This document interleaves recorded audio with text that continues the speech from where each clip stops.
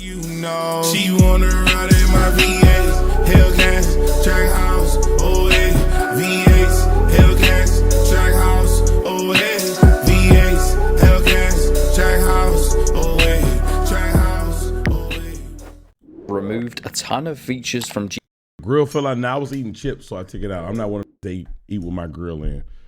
I don't know how to do that. I'm super good.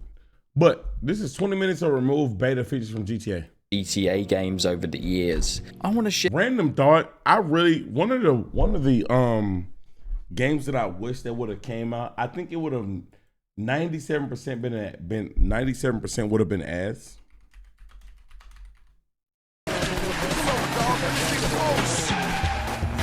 Oh God! Ain't no cap. This game would have been trash as. Anybody got him? Damn, what is... Hey, Look at his head. That motherfucker right there. Oh, there he is. Get that. I said, get that Nick. Oh, this whole look ass. But I can say, if you look at San Andreas gameplay and you cut it up like that, San Andreas gameplay do look ass as well. All right. Now, this is written by John Singleton. It could have been fire. Made by Midway. Midway got some fire, but Midway also got some ass.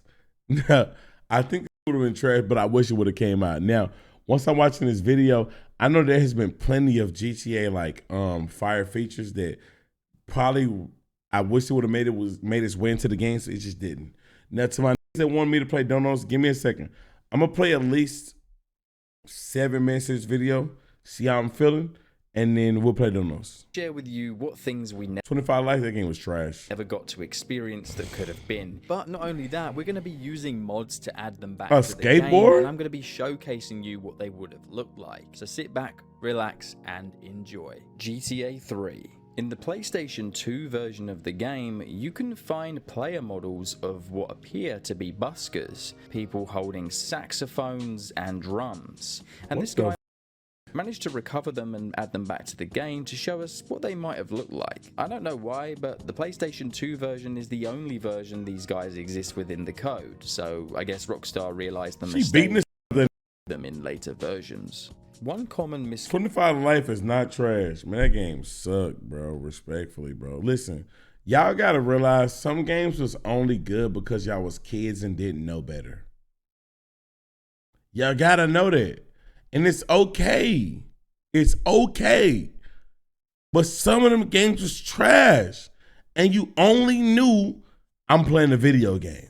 Conception is that the elusive character you might have heard of called Darkel was removed from Grand Theft Auto 3 due to the September 11th attacks. Many still believe this to this day because was allegedly a crazy character who gave the player terror-related missions, which isn't actually true. However, one of Darkel's missions... Why did the game look so smooth? Which is now given by El Burrow, which does have the player using an ice cream truck as a bomb to blow up enemy gang members, but never innocent pedestrians. Besides that though, no missions involved the player blowing up a school bus or anything of the sort, which was rumoured in the GTA community at the time. Rockstar Games further commented on the matter, saying that it's a funny myth, but it just simply wasn't true. So who was Darkel? Darkel originally some crazy bum who lived in the train tunnel who would give Claude some pretty dumb and crazy missions that didn't really fit the scope. Said, wake up, I've been woke. Was cut due 3 to days the no attacks, Wi-Fi, or 2 days. They claim. Not much else is really known about Darkel though, but we do know that he does look like this thanks to a drawing scene where we can see Leslie Benzies sometime around 2001, and you can see Darkel's concept character art in the background. Let's move on to GTA Vice City, because this game has a lot more cut content, and a lot more content that I personally find most interesting. Gator Keys was going to be a brand new location within the game, of which the whereabouts are still unconfirmed exactly, but it appears that it would have been based on the Florida Keys and surrounding Everglades area. One cut mission found within the game files appears to show a phone conversation between Avery Carrington and Tommy Vassetti, where Avery would have asked Tommy to escort a representative of his construction company and make sure that he reached the Gator Keys safely to buy some land in the area. Now, the Keys is an... Listen, this is fire that they can, like, they're able to recover some of the things that the developers were, like, took out of the game. But I need to know some things simply didn't make it because they were not good enough. And stop trying to dig deeper than what we got. I know some of these games are so amazing and we want them forever. We want to continue to see whatever the they took out of them. But gang, pause. You're a freak. Relax. I don't even know what I said. But bro, you gotta know whenever they make it, they're gonna brainstorm a lot of things that just simply can't make it. Instantly recognizable location, but of course in Vice City it would have been nowhere near this size. But seeing the Keys, or at least a bridge that led to a small island like the Keys, would have been really, really cool. But it's cool to see what the developers create. You know, I understand that. Into the Gator Keys and Avery Carrington is called Shady Acres. Now, Avery Carrington can be heard talking about I heard Shady Acres before on the in-game advertisements, boasting it to be one of the best high-class real estate areas in the state. Avery describes the area as a short drive out of town on some pristine wetlands away from the noise and uninvited diversity of the city, which implies that Shady Acres Yo, Brim, big as shit. in Chill, Vice bro. City, and again, Come on, some man. countryside areas in the surrounding state. If you wanted any more proof that the Everglades was going to be in Vice City, we can see this grass texture in the game. What the fuck is which that? is literally called Everglades grass, which is left in there but not used anywhere in the game. But it's not just locations that were removed from GTA Vice City. We also have a range of really exciting weapons, which even by the standards of later titles like GTA San Andreas are quite innovative and creative. For example, one of these removed weapons is a taser, which likely would have acted as a melee weapon, which would have stunned enemies and left them on the floor That's for a fire. prolonged period. The next weapon was the nail gun, which is really cool and looks like something straight I feel like I've seen this in the game before. out of American Psycho. It would have been purchasable from various hardware stores across the map. You might be surprised to hear that this list of beta weapons also Everyone come in here and see that Brim and say the same thing. Gotta give it up at some point. No, y'all gotta give it up. Cause my hat Brim is not crazy. It's regulation size. also includes a grenade launcher, a silenced pistol, a Desert Eagle, and an AUG assault They got an AUG? or an AUG.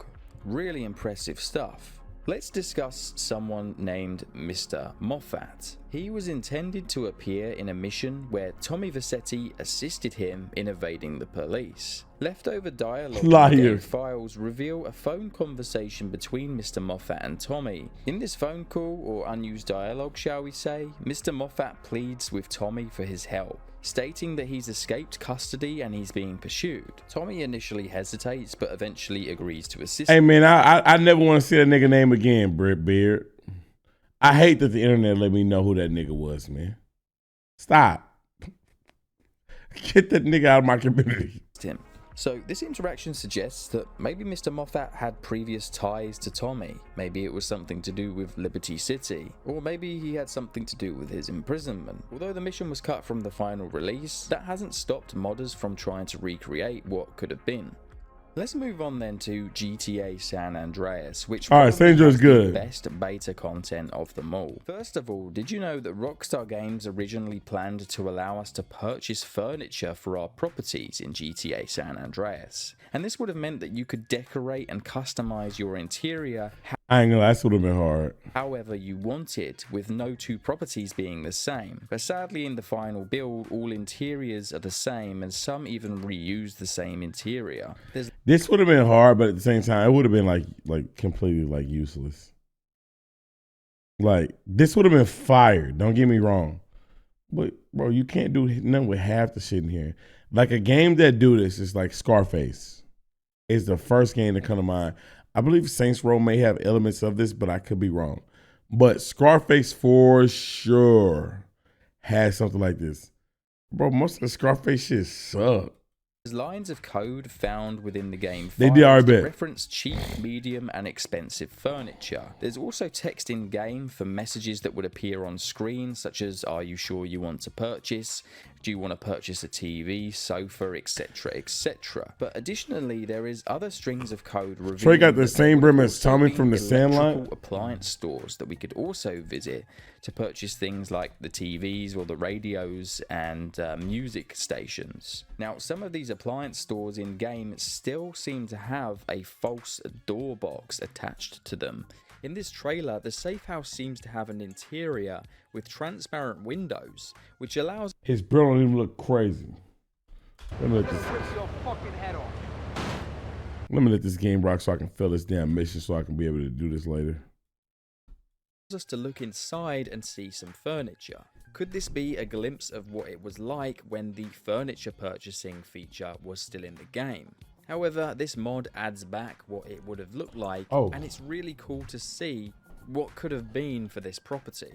Now, one of these previews for San Andreas in the official PlayStation magazine, well, this magazine revealed that we actually had the ability at one point to hijack and take a ride on the trams in San Fierro. I remember you trying to do this. We can steal trains, we can drive trains, and we can even do train side missions. So it doesn't sound that far-fetched that maybe driving a tram would have also been something that was possible. But if you needed any more evidence that this was going to be a thing, you can actually hear in-game audio files of police dispatch radios basically claiming that the player is on board a tram. Respond to a 1021 in Central Doherty. Suspect last seen in a tram. So yeah, I guess at one point you could steal trams and drive them around. One of the most famous beta features of GTA San Andreas that I'm sure you're well aware of is the long-lost skateboard weapon. There is in-game files and even a heads-up icon which shows us what this would have looked like. A skateboard in San Andreas would have been fire, but like, be honest, niggas would have dead ass just used the car.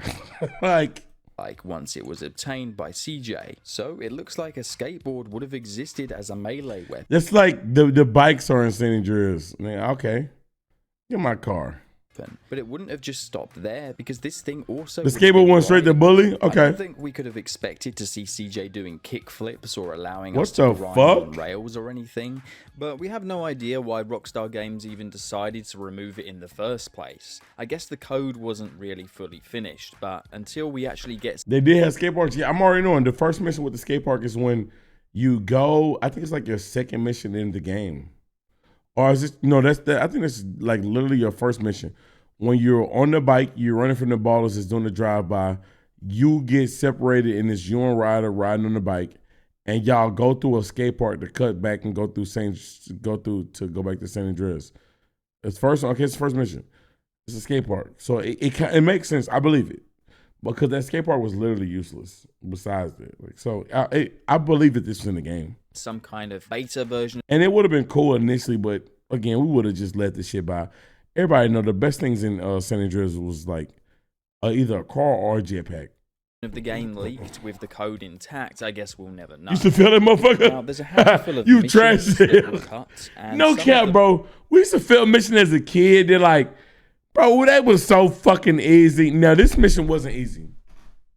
The flight school cooked me. Oh my God, they cooked me. But like, once you go back and play the mission that you failed, that you struggled with as a kid, like, damn.